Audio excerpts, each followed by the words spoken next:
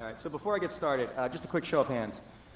Who here uses multicast in their network in some way, shape, or form for some purpose? Yeah, besides OSPF.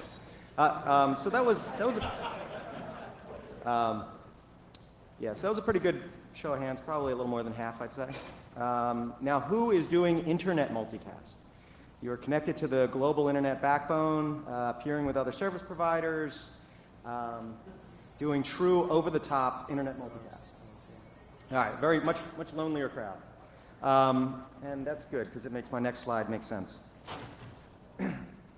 So overall, multicast has been a modest success for things like video distribution, MVPN, and especially financial networks. Multicast is an absolutely vital service. But these are all walled garden deployments. Internet multicast, on the other hand, deployment has been a lot more disappointing. Interest today is probably as low as it's ever been in internet multicast. And yet perhaps the need is as high as it's ever been. And there have been certain hurdles and issues over the years that have prevented multicast from taking off.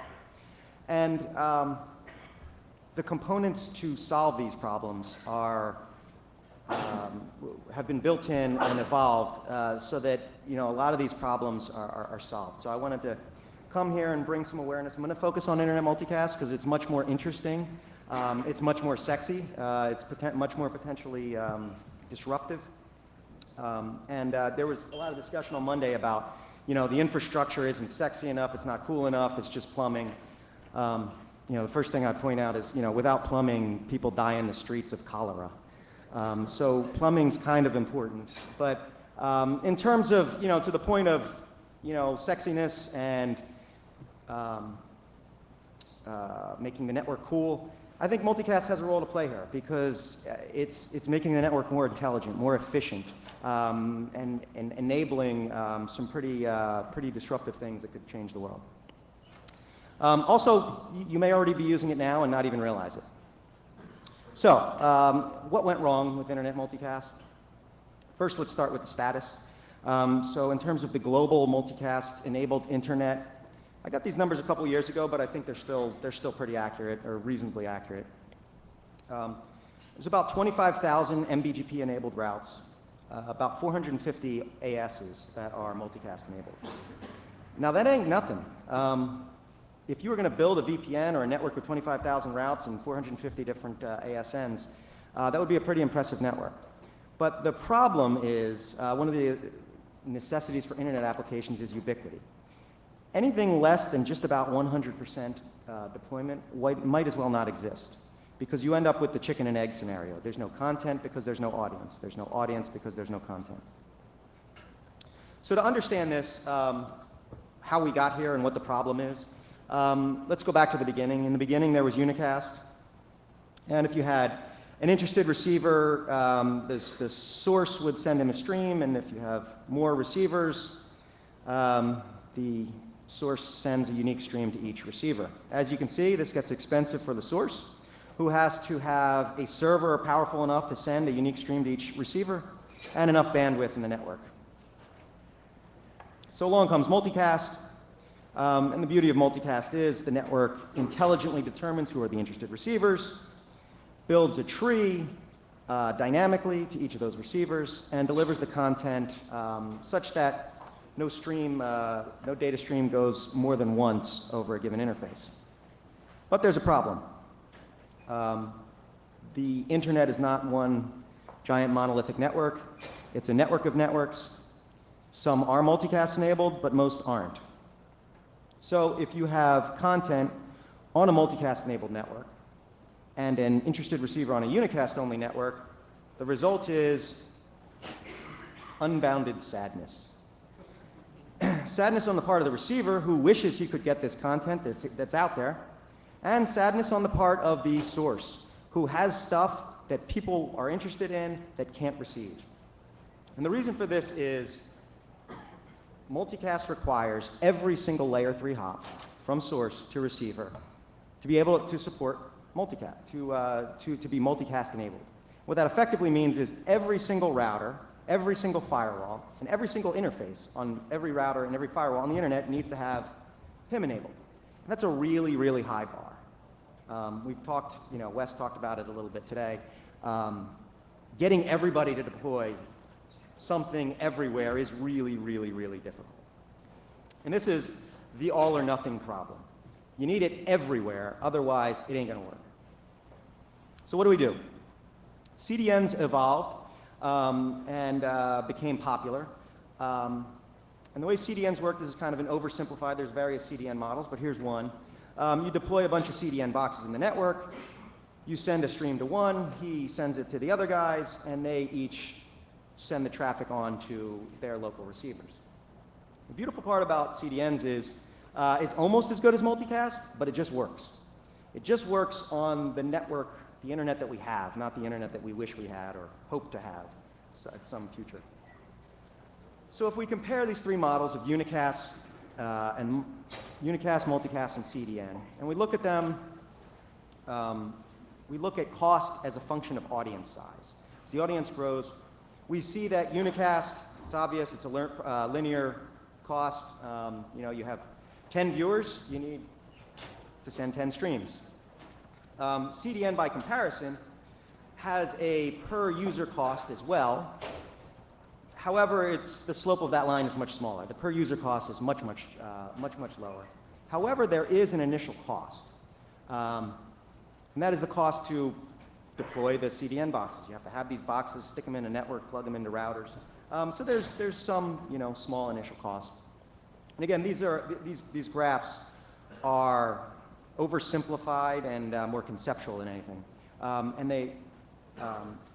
But if you look at this, CDNs work really well if your audience is large enough to make it worthwhile to have a CDN, but not too big, where the laws of large numbers take over, where you may have over 10 million simultaneous viewers, which isn't uncommon for a popular sitcom season finale. When you get to, or the Super Bowl, which has over 100 million viewers, when you get to certain numbers, sending a high-def stream to tens of millions of users becomes really, really expensive. Even with your CDN, it just becomes not very viable economically, or it's just really, really costly.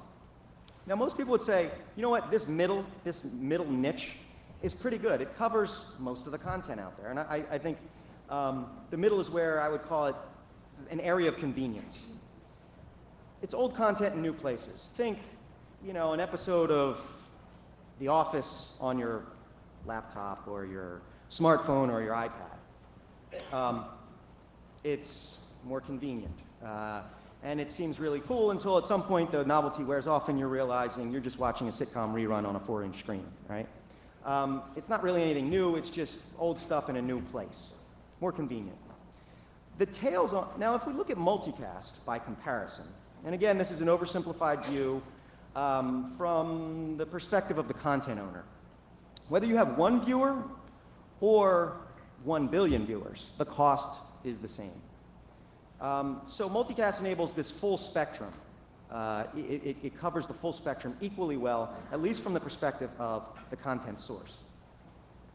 So multicast is able to address these tails, and the tails, it's not that in life you don't want to ignore the tails. The tails are where you find disruptors. First and foremost, on the left side tail, and that long tail content, there's a frictionless mobility to internet content. And that is, if something strikes a chord, hits a nerve, it can go viral and very quickly go from niche content to mainstream, very quickly. And at the same time, again, on the other side, in the ultra-wide audiences, there's plenty of things, live linear TV is not dead. People still watch TV. There are certain things that people prefer to see live, sporting events, natural disasters, political speeches. So live linear streaming live linear video is never going to go away. So the tails are where you find your disruptors. Think new content from new contributors. In life, in general, you don't want to ignore the tails because the tails are where you find your black swans. So let's look at early examples of disruptive technologies. In 1991, the first 5 websites were Gophers had a search engine, and they had their own website. CERN had a few websites. The Digital Picture Archive at Delft University, I'm not even sure where that is. The Stanford Linear Accelerator Center. Pretty niche, esoteric content, kind of laughable by today's standards of content awesomeness. And yet this would evolve later into things like Amazon, eBay, Wikipedia, Google, and all the other websites that you're probably looking at right now. If you looked at the first webcam, it was a coffee pot cam at Cambridge, and yet this would evolve to things like Skype and YouTube. So you can imagine going back into the 90s and having a time travel vehicle, going back into the 90s and talking to some high-powered phone company executive and saying, you know what, someday you are going to spend billions of dollars. You're going to cut across people's driveways, tear through their lawns to deliver a tube of glass to their house so they can have fiber optic, high-speed access to this network. What he would probably say is, all right, cool, tell me about this network. Why would I spend billions of dollars on this network? And you say, well, it's got what's on this network right now? Well, there's the Stanford Linear Accelerator Center, and there's a coffee pot cam. You would have been laughed out of the office. They would have called security. So the lesson here is, don't judge a technology by the content that's available today, but rather what it makes possible. So let's do a thought experiment. Imagine we had a magic wand. And that magic wand could suddenly make the internet fully multicast enabled. What would become possible? So whenever I talk about multicast, people inevitably, and talk about content, people inevitably ask the same questions. Well, are you talking long tail content, mid tail content? Are you talking about head popularity content? Is this HBO or the macrame channel? And the reason we do that is the prism through which we look at these things is in terms of business models. And the reason we look at that is we look at these things in terms of economics. And economics is about the allocation of scarce resources, which makes sense. In a world of scarcity, we have to think through the filter of different types of business models. However, in a world of abundance, I think a better model is an ecological model. And that is, if you have a rich set of ingredients environmental ingredients for life, what springs forth and what emerges is an abundance of life. You get many species evolve and co-evolve and emerge, and a diversity of these species that fits certain niches and enjoys specialized growth and success.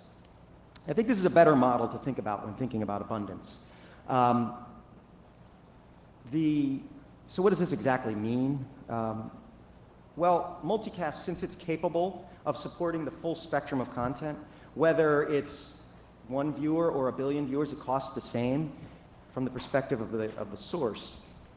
It enables an abundance of content. And this springs forth new content from new contributors. So think the next generation of television. Today, television is a few hundred channels that fit through that wire that come to your house. And generally speaking, television, when we watch television, most of us, we're watching a completely separate network. And it effectively has no long tail. A long tail is tens of thousands. You only get maybe a few hundred channels. But think, in a world of abundance, think sporting events large and small. Imagine every single high school in the country broadcasting every single freshman JV and varsity game in high def. Grandparents could watch their grandchildren compete from thousands of miles away. Think large events. The Super Bowl I mentioned. Who would want to watch the Super Bowl over the internet? It's already free. It's over the air. Why would you want to do that? Well, in a world of abundance, you have more opportunities. There's more options. You can have things like the middle linebacker cam, or the sideline cam, or the locker room cam. Or you don't like the announcers, you can pick an alternative set of announcers to listen to. All these things become popular when you're not bounded by the scarce resources of that wire coming into your house, delivering your television content. Foreign content, imagine, you know, if you've emigrated to this country and you want to learn what's going on in your native land, you may only have 1 or 2 channels on the current cable TV lineup to watch what's going on. And in a world where all you need is, say, $50 a month to send one high-def stream that can be reached by an arbitrarily large audience, that number can be thousands, tens of thousands, hundreds of thousands. Think drones. You know, drones are becoming so cheap and ubiquitous. Hell, I'll send my drone over the stadium myself, and I'll broadcast video of what's going on at the game, and to an arbitrarily large audience. It brings to mind some very interesting copyright issues, but these things become technologically possible.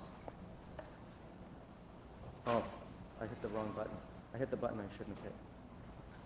There's a button on the clicker that says blank, and if you hit the blank button, yeah, it really goes blank. Try hitting the blank button again. Okay, but it's right where the next button ought to be. But okay, I'll hit the big green next button. So what's new? Internet multicast has been around since the 90s. Didn't take off. It didn't happen, hasn't happened. Why should we believe it's going to happen? It never got traction before. Why should we believe it will now?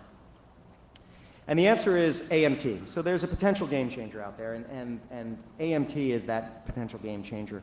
AMT stands for Automatic Multicast Tunnels, and it addresses the fundamental all-or-nothing problem. It solves the chicken and egg.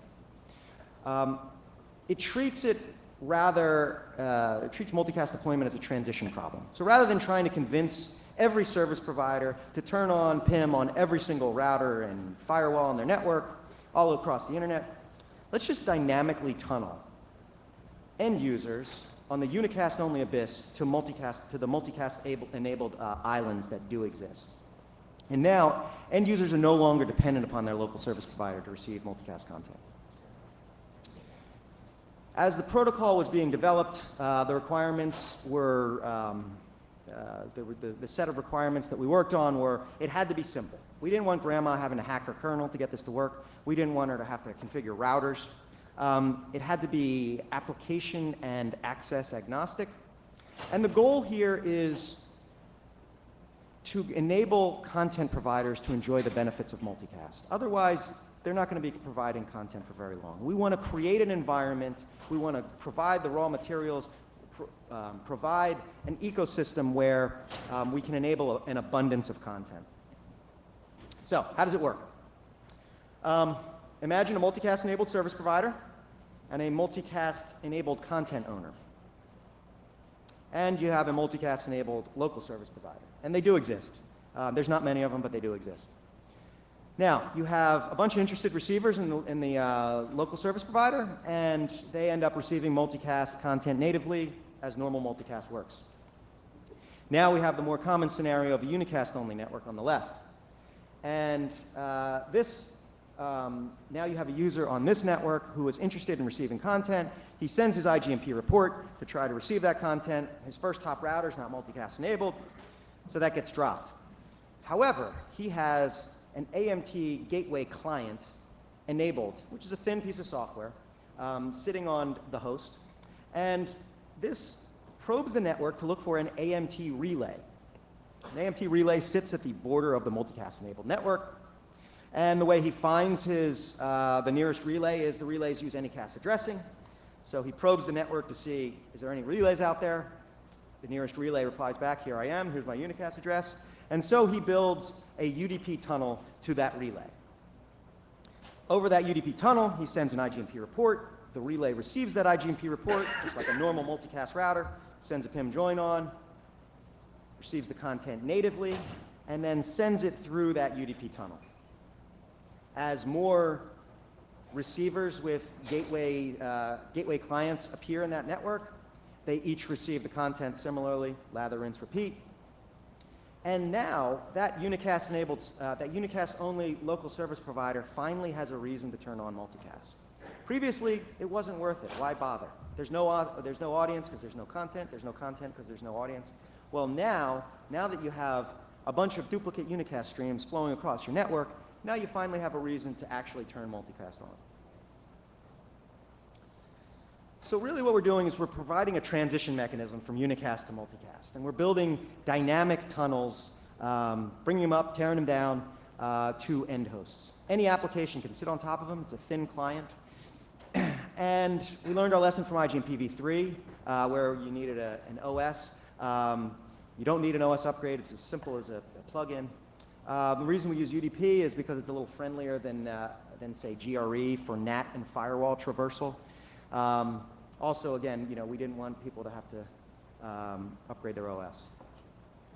In terms of more details, on the protocol, there's a three-way handshake between the gateway and relay to prevent spoofing and DOS attacks. The relay is the replication server. That's the one that sits at the boundary of the multicast-enabled network, and he joins the traffic natively and sends it on via unicast to the relays. Again, they use Anycast on the relays, and that's how you discover your nearest relay. If he blows up, you go to the next closest relay. The client, the gateway, can be either a host, it can be a PC, it can be a laptop, it can be a smartphone, iPad, or it can be the home gateway router, which is joining on behalf of multiple receivers sitting behind it. The beautiful thing is, if you've already turned on multicast, you have a native multicast-enabled network, which previously was generally not very useful.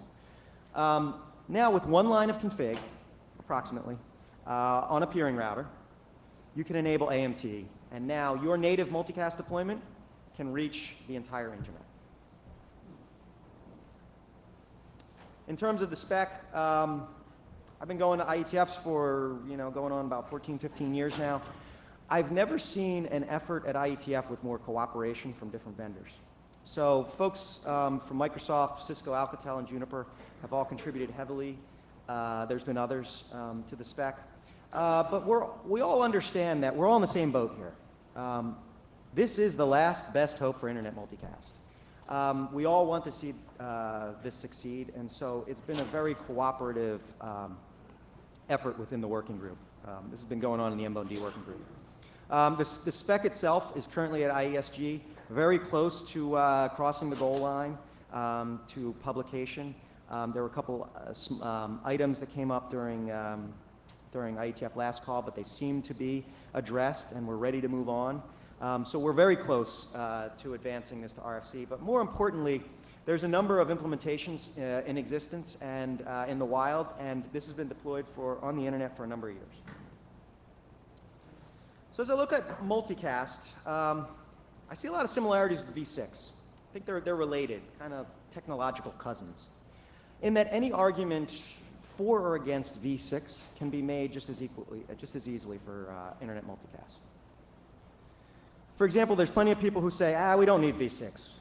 We've got CGN, we've got NAT, we've got CGNAT. You guys have been complaining that the sky's falling since the 90s. It hasn't fallen yet. Everything's just fine. We don't need it. They say the same thing about multicast. They say, you can do all this stuff with unicast. You can do this stuff today. We have CDNs. You really don't need this stuff. You've been talking about this stuff for years, and it hasn't happened. Conversely, the proponents will say you absolutely do need it. The V6 address exhaustion is real. It's happened. It's happening. You absolutely do need V6. It enables other things. It creates an abundance of address space, which enables all kinds of amazing things. Same thing for multicast. There is effectively no long tail for television. Effectively, television, the internet is well suited to support pretty much all traffic except television, live, multi-destinational content. And we absolutely do need multicast to address this missing long tail of television. Both suffer the same all-or-nothing problem. You need it on every single layer 3 hop in order to get it to work.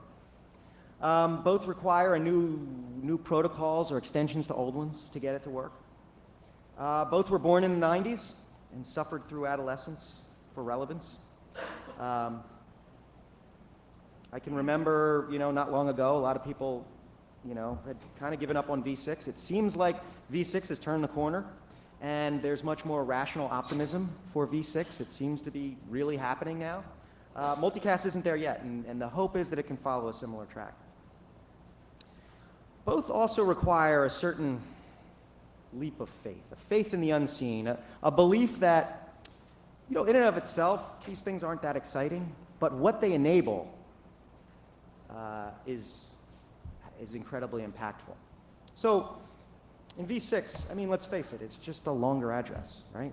It's not doing anything fundamentally different. It's just a longer address. But that longer address enables all sorts of things.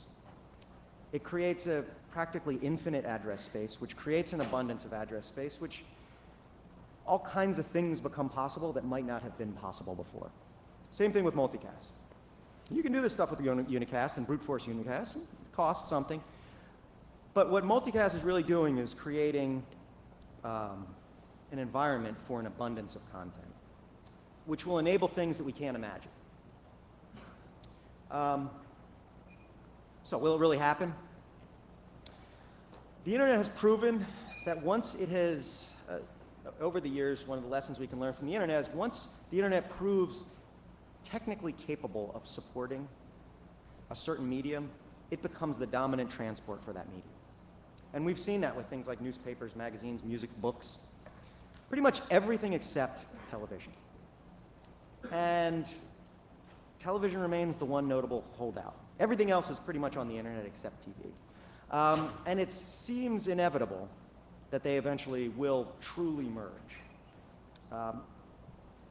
And by that I mean, the TV network that we generally receive will come over the internet, not, a separate network that most cable providers have.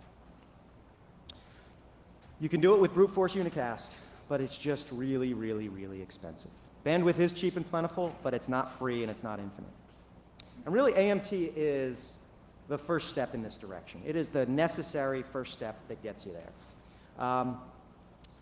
AMT, it's unicast in the last mile, but it's multicast for the content provider, it's multicast for the transit provider, potentially. And it's the motivator for the downstream guys, for the last mile guys to turn on multicast. They finally have a real reason to do it. Also, what's happening today? So AT&T and Octoshape a couple years ago announced an internet multicast collaboration using AMT. The Eurovision Song Contest, which I'm told is very popular in Europe, has used multicast, AMT, and the French Open as well. CNN today, if you go to CNN and you look at their live video streams, you join them, you throw on Wireshark, you'll see it starts with unicast and then switches over to AMT multicast after about a minute or so. So, still not convinced? Or you are convinced, but you're not sure how you could ever convince your executives or product folks who may not have the same vision or ability to take a leap of faith. This is the one and only slide you need to show them, and I guarantee they will be convinced that multicast is the next big thing. AMT is a cloud-based, virtualizable, service chainable SDN solution. Don't don't take my word for it.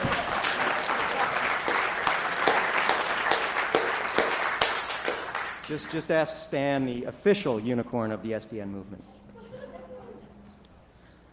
So again, feel free to use this slide. I guarantee you it will work. You will get all the funding and resources you need to get multicast enabled. And we'll just keep it our secret. So what's next? We've been talking to the folks at the PAX, working on, the PAX used to be a very large, it was one of the primary peering points for multicast about 10 years ago. It's kind of fallen on hard times. We're working on reviving that, bringing it back to life, getting some public AMT relays deployed there. If you're interested in peering there, send me an email. Love to have you.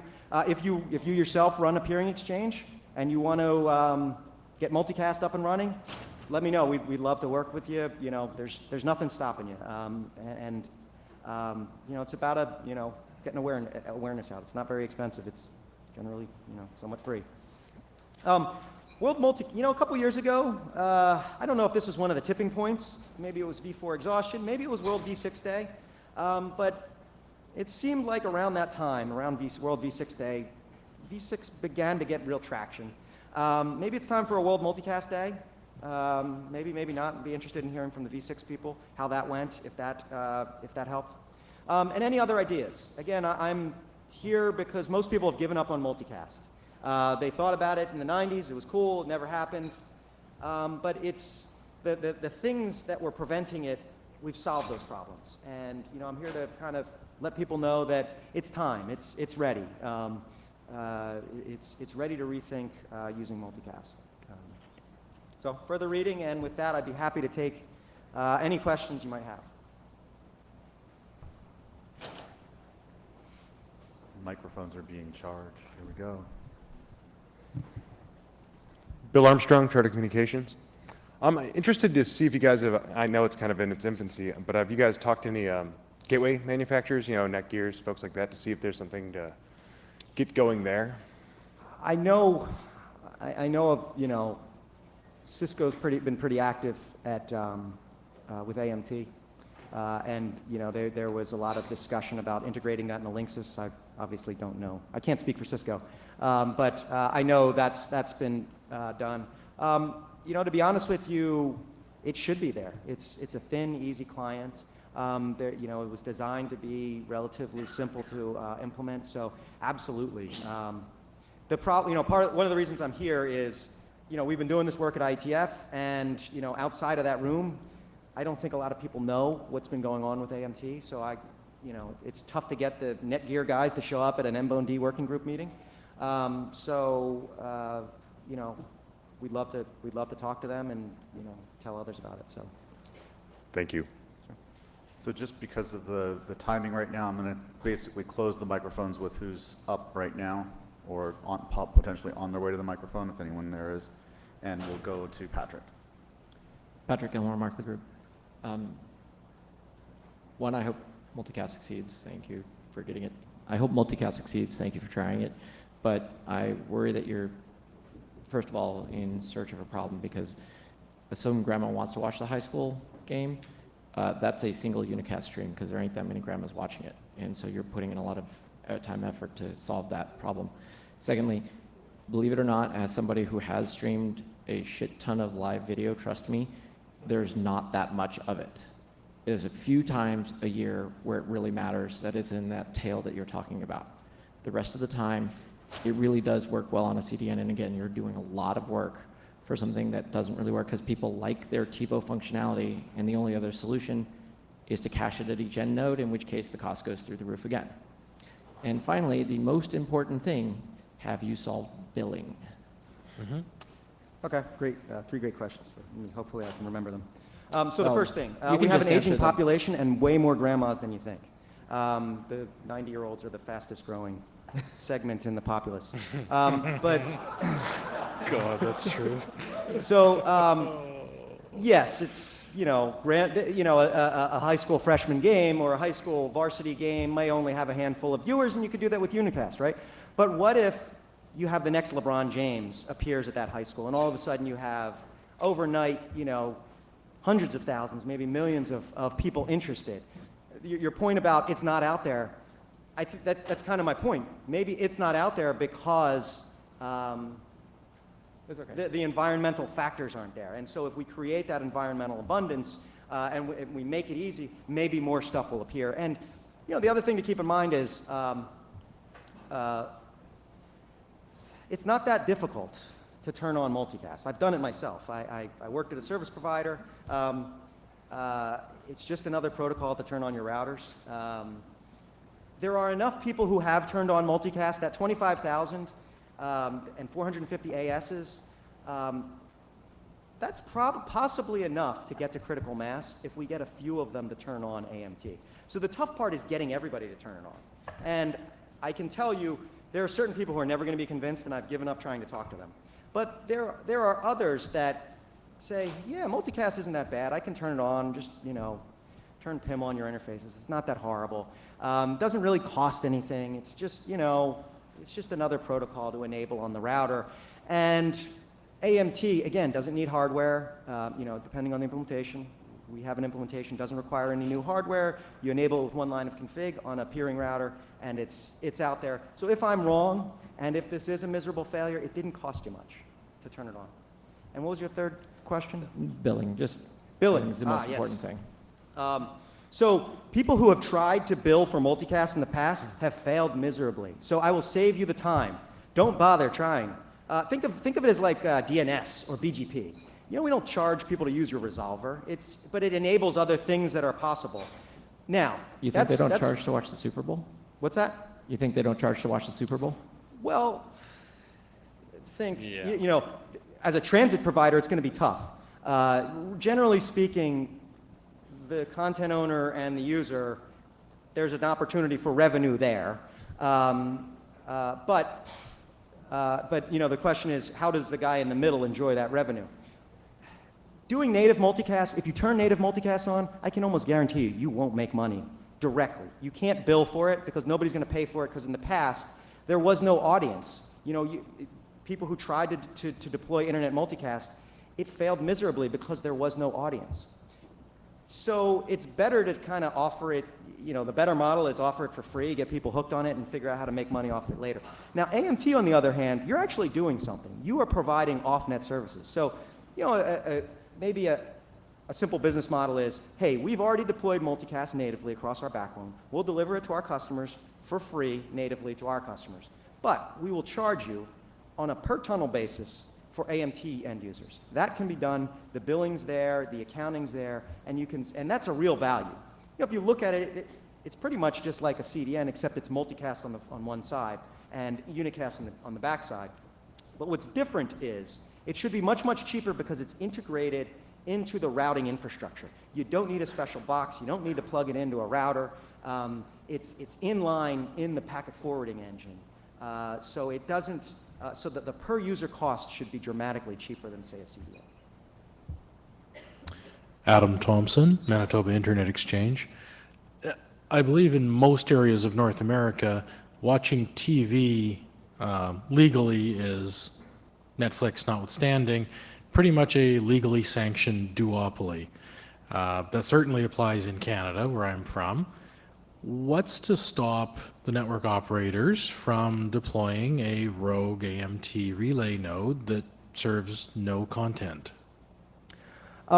So I would go back maybe 10 to 15 years and ask the same question of the recording industry, and what was to stop them, and they sort of did, but you know what? They had a duopoly or an oligopoly back then, and it didn't really work for them because eventually, once the technology proves it's capable and possible, you can't stop it, and that's one of the things about the internet. And what I would say is, people have asked a variant of this question is, well, if this becomes so popular, they'll just block this stuff.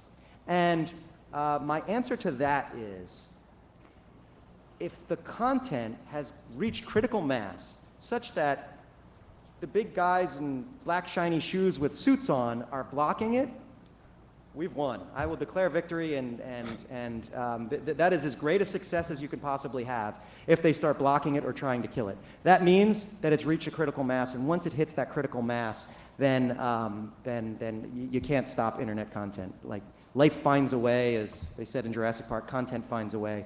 Also, the Anycast, there is a global Anycast address, but I doubt it will get used because it's so easy to DOS, you know. So what's more likely is each provider will probably have their own Anycast address, and that protects you against the rogue DOS or unintentional hijacking of traffic. So, Dave Temkin, Netflix, withstanding. I would actually say two things, and one popped into my head while you were speaking, answering Patrick's question, which is that you mentioned it's just another protocol to turn on. As someone who came from the financial world, I can assure you that just turning on multicast very regularly rebooted or did even more evil things to devices. So those of us who operate large networks know that you don't just turn on a feature and it just works, especially something that changes the hardware forwarding path of traffic. So I don't think it's fair to simplify it into that bucket that just turn on and works. The same could be said of everything. Any line of config you enter on your router runs the risk of doing that. It's all a cost-benefit analysis. I completely agree with you, but you've now created a new chain in the code path that now has to be QA'd with every single change that you make to that router. So you've gone from just a pure packet forwarding engine to a packet replication engine, and you're completely changing the behavior of that device forevermore. Maybe that's okay, maybe it's not.